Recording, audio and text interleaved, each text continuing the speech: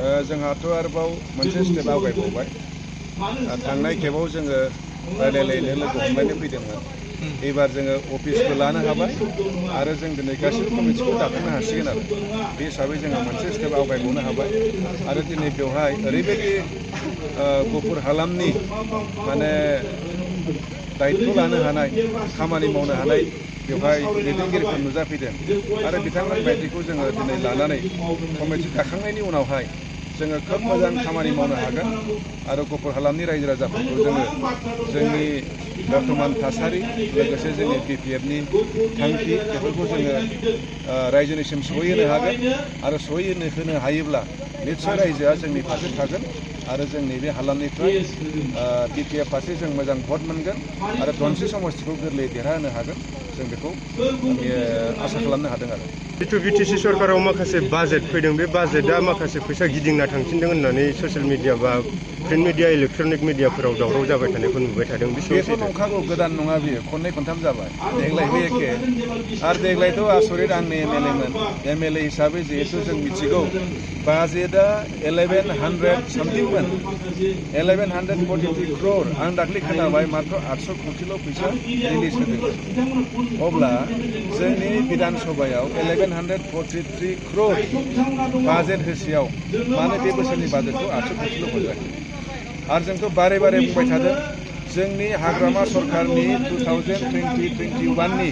last बाजेटआ फ्राय 670 क्ररमोन जोङो नर्मेलि नुयो every year 10% बाजेटआ increase जायो दा फैयै फैयै नैबे 6 नम्बर बाजेट प्रमद बर' बिथांनि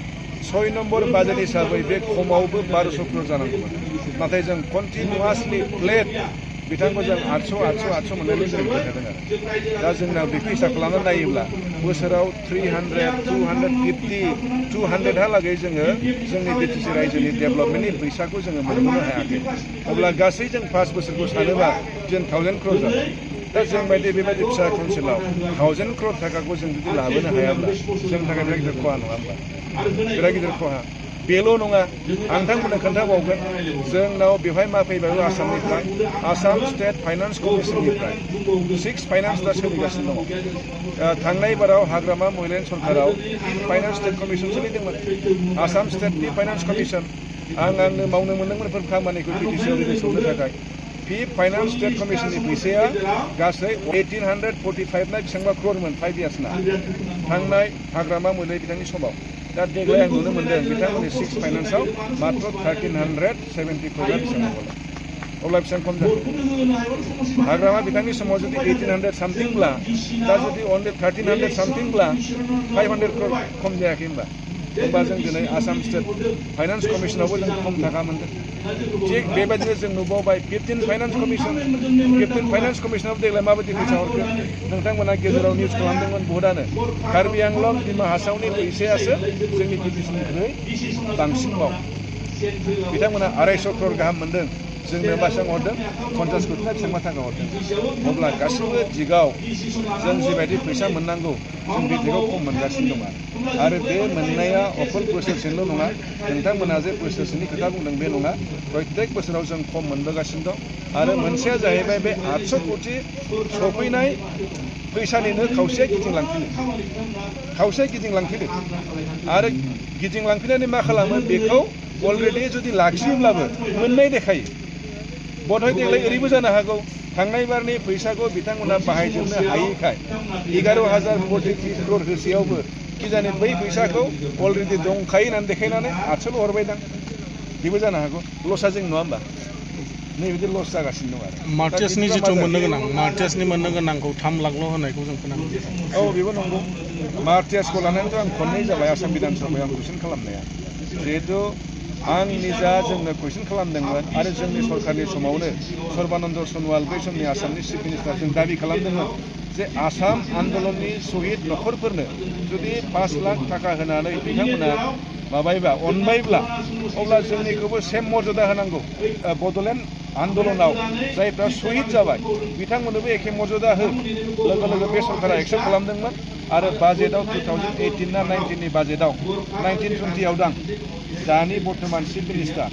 बे समाव बिथाङा फाइनान्स मिनिस्टार बिथांनि बाजेट स्पिचआव बयनोबो 5 लाख थाखा करि होगोन होनना बुंदों बे मथेनो बाजेटबो हमबाय ओमफ्राय जोंनि जि लास्ट सरकार बेवहाय जोङो बधय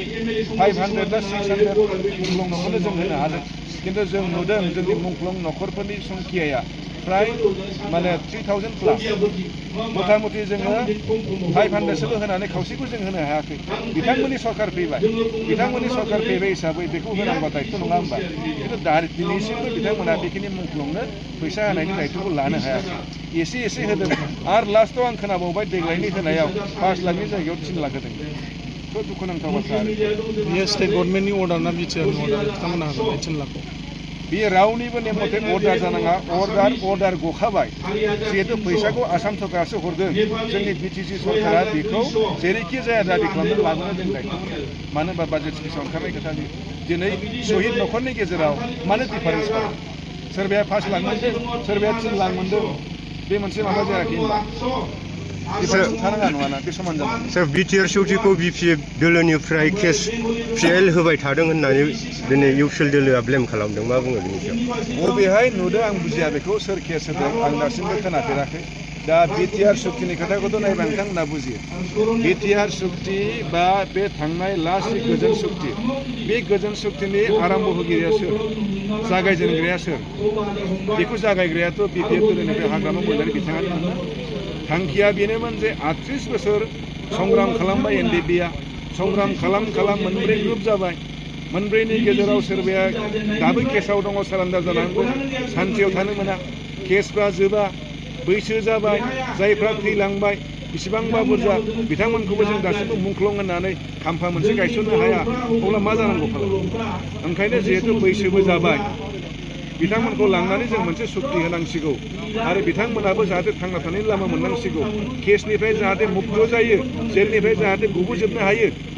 नैबेखौ नोजोर बोनानै हाग्रामा महिलारि बिथाङा बे सुक्तिखौ खालामनो थाखाय आवगायलांदोंमोन नाथाय बबे समाव बर' फरायसा आफादा हाबफैखो रावबो मिथिया आरो बिदि जे बर' फरायसा आफादजों जोंनि बड'लेण्ड दाबिखौ गारलायनानै जे सुक्ति जागोन सोर सासे बर' सानफेरामोन नोंथांनाव सानफेरदोंमोन ना जोंबो सुक्तियाव दं आंबो स्वयं दं जोंनि खालि सुक्ति जादों नर्थ ब्लकआव दिल्लीयाव जोंबो दं रावबो सानाखै जे बे प्रमद बर' सानगोन सानदोंमोनबा एनडिएफबिजों सुक्ति जागोन प्रमद बर' बे साखि हिसाबै होगोन जोंबो हाग्रामा महिलारि होगोन बयबो होगोन खिन्थु मेन सुक्तिकारिया एनडिएफबिनि मोनब्रै गदा जागोन बेखौ सानदोंमोन खिन्थु उनाव नुबाय जोङो बहालायनो एखेबारे बेनो फाइनाल सलिउसन कमप्रिहेन्सिभनो बेनो लोगो आबसुनि आफादगिरि प्रमद बर' बिथाङा गावनो सहि होयो नङा होमबा दा दिनै बिसिमखौ बयबो मिथिजोबगौ अबा बबेनिफ्राय बिपिएफ दोलोआ थांनाय बे सान्थि सुक्तिनि बेरेखा खालामदों केस होदों बहानिफ्राय फैखो सोरबा बेक्तिया होदों जानो हागौ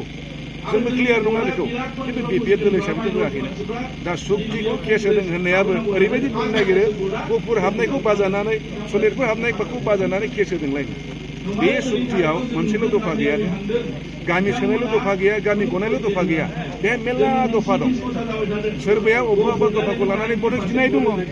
माखौबा नुनानै बधय सोरबाया माबा मोनसे सुक्तिनिफ्राय बे खैफोदनिफ्राय बारग'दों होननानै सोरबाया माबा मोनसे खालामदों जानो हागौ खिन्थु बिपिएफ दोलोनिफ्राय बिदि जेबो जायाखै जों मिथिनायावथ' ना बर्थमान जोंनि गोदोनि आगुनि मन्त्रि चन्दन ब्रह्म बिथां आगुनि डेपुटि चिफ खाम्फा बरगयारी आगुनि एम हितेश बसुमतारी बिथांमोनखौसो जों केस होदों होननाय खोनादों दा बिथांमोना मानो होदों मानो होआखै इउपिपिएलनि दैदेनगिरिफ्रा सोंबानो मोनगोन मानो होनबा बिथांमोना दिनै एखे न'खरावनो दङ नङा होमबा सोंबानोथ' मोनगोन बिपिएफखौ मानो फानबाय थायो फालाय बिपिएफआथ' बेयाव जेबो दाय गैया सार प्रमद बर'आ सरकाराव फैयैनि सिगां वान भट वान जब होनदोंमोन गमामायै बिथाङा होनो हादों नामा बेखौथ' नोंथांखौसो मिथिगोन गामि हाबदो एसे हाबनानै खबर लादो साख्रिखौथ' मा बुंगोन फुरा 4 बोसोर 5 बोसोरथ' होनो हाखायाखै साख्रि होनो हायाखै दा लास्ट टाइम मोननैसो साख्रि एडभार्टाइज होलाबायदों खिन्थु सन्देह दं बिथांमोना एपइन्टमेन्ट होनो हागोन ना हाया आरो बेखिनिखौबो हाबावामोन बिपिएफआ जेब्ला बिदि मिडिया सिडिया माबा माबि बुंलाबाय थानायावसो बधय दिसपुराव नांहैदों मानो होनबा बे फावरा जोंनाव दंखायो लाजिनानै हरफ्लानायसो बियो खिन्थु जागोन ना जाया सन्देह दं दाख्लै ओमफ्राय 1000 बेसेबाङानो पिजिटि फोरोंगिरिनि एपइन्टमेन्ट होदों बेखौनो बिराद दल दामदों आंथ' लाजियोसो बेहाय माने 5 बोसोरनि उनाव मास्टर साख्रि होनाय माने 5 बोसोर जोंनाव मास्टार गैयामोन 1100 मास्टार गैया माने गंसे स्कुलाव साब्रै साबा मास्टार गैया मास्टार गैयालासिनो 5 बोसोर स्कुला बोरै सोलिखो आरो जाय बिभागखौ प्रमद बर' बिथाङा सालायो बिनि बिभागाव जुदि गंसे स्कुलाव 7-8 जन फोरोंगिरि गैयालासिनो स्कुल सोलिदों बा जों मा साननो हायो जोंनि बिटिसि ओनसोलनि शिक्षा बेबस्थाया अबस्था गैया सोलोंथाय अबस्था गैया बेनो प्रमान नङा मास्टार साख्रिया मालाबाबो 1011सिम जमा थानो नाङा जै खालि जाबाय जै होनांगौ मारै 1100 खालि जानो मोनखो फालाय केजिटि टिचारा खैथा हाइ स्कुल दं जोंनाव बिटिसि ओनसोलाव बाराथ' गैया 1100 पस्ट खालि माने गंसे स्कुलावनो 10-12 जन गाहाम खालि दं 10-12 जन गाहाम खालिबा मोनसे स्कुल बर' मिडियामाव सोलिगोन ना बेनिबो सोलिया दा बेखौनो दल दामबावबाय आरो खोनाबावबायसो बेयाव माबा माबि दंबावो माबा माबि सोलिबावदों आरो बिदिबा मा जागोन फालाय जोंनि शिक्षा बेबस्थाया बेयो बिपिएफ हिसाबै फिन सरकाराव फैफिनगोना बेसेबां रोखा एकदम 100% बेखौ जों बुंलायनांला रायजोआबो मिथिगौ मानो होनोब्ला दा बिथांमोननि जि अबस्था एकदम गाज्रि अबस्था बयबो बुजिदों बयबो हमनो हादों मानो होनोब्ला खोथा होनायनि मोनसेबो माने माबाखौ बिथांमोना मावफुंनो हायाखै आरो बयनिख्रुइ देरसिन बर' हारिया थांनाय बाराव बिथांमोनखौ जथेस्थ' समर्थन होदोंमोन एकर्डनि सुक्तियाव खिन्थु एकर्डनि दफा बबे मोनसेया जाखो गोरों गोरा बिथांमोना थांनाय बाराव जोंनि भेन्सार स्कुलफ्रा प्रभिन्सियेलाइज जागोन होननानै खथ' खारफादोंमोन न'खर न'खर साख्रि मोनगोन होननानै जोंनि बिमाफ्रा खारफादोंमोन गथ'नि साख्रिनि आसायाव जोंनि लाइमोनफ्रा खारफादोंमोन गोरों गोराफ्रा सानदोंमोन मा जोंनाव बिराद गिदिर गिदिर इनस्टिटिउट फैसिगोन खारफादोंमोन निबनुवा सेंग्राफ्रा सानदोंमोन मा जे जोङो थांना थानायनि राहा मोनसिगोन बबे जाखो मोनसेबो जायासै अब्ला बबे आसायाव दिनै बिथांमोननो भट होदों दा दिनै जोंनि थाखानाय बिटिसिनि क्षमतायाबो इसेबां दुर्बल बेखौ ओरैनो बुंफ्लानानै लाब गैया जाय बिथांमोन दा बर्थमान दानि सरकाराव दङ बिथांमोना गावखौ गोरबोजों सोंलाय गोदोनि बिटिसि दानि बिटिसि माबायदि बयबो गाबो दिनैनि समाव हारिखौ जेननाय बायदि मोनो जोङो गोरबोआव सों अब्ला गोरबोआ खोन्थागोन दा बबे आसायाव बिथांमोननो भट होगोन बबे आसायाव होगोन ओंखायनो बिथांमोनाथ' फैखाया खिन्थु गुबुना चान्स लानो नागिरदों ओंखायनो जों जेरैखि जाया जोंथ' खावलायो एबार जोंनि साफ्रोमबो हारिनि रायजो राजाफ्रा जाहाथे मोनसे जायगायाव मोजाङै भट होयो जोंनो होनानै जाहाथे जोंखौ सरकार खालामनायनि सुजुगै जोंखौ खावलायबाय थादों बर'नि माखासे आफादफोरा बबेबा पलिटिकेल पार्टिफोरजों थोंजोङै इनभल्भ थानायनि सायाव नोंथाङा मा बुंनो सानो नङा किसुमान संगठनफोर दं जायफोरनाखि जातीय संगठन बेफोर थाथाव जाथ्रा जों दुखु मोनदों जोंथ' थांनाय बारनि खोथाखौ जों दे जेबो होनबावासै सक्तिखौ बर' फरायसा आफादा खालामदोंमोन जिहेतु दंखायोमोन जिहेतु थांनाय बाराव थाफाबाय जोंहा बे बुंनांगौ गैला नैबे समफ्राव जोंथ' खावलायदों हायाबा मोजां मानो होनबा बर' फरायसा आफादा सोरबा मोनसे पलिटिकेल पार्टिनि नङा बे जाबाय जोंनि हारिनि सम्पति बेखौ जोंनो बयनिबो नांगौ राजनितियाव थाफालाबायनानै जोंनि जातिनि भबिष्यतखौ नस्थ' खालामनाङा मानो होनबा बर' फरायसा आफादा हारिनि मावनांगौ जथेस्थ' खामानि दं हारिनि खामानि मावनांगौब्ला सोरबा साफा सानै थाफाबाल' जानाय नङा बयजोंबो एक्सेप्टेड जानांगोन बयखौबो लानो हानांगोन अब्लासो खामानि मावनो हागोन ओंखायनो आं खावलायो बर' फरायसा आफादल' नङा बेसेबां आफादफोर दङ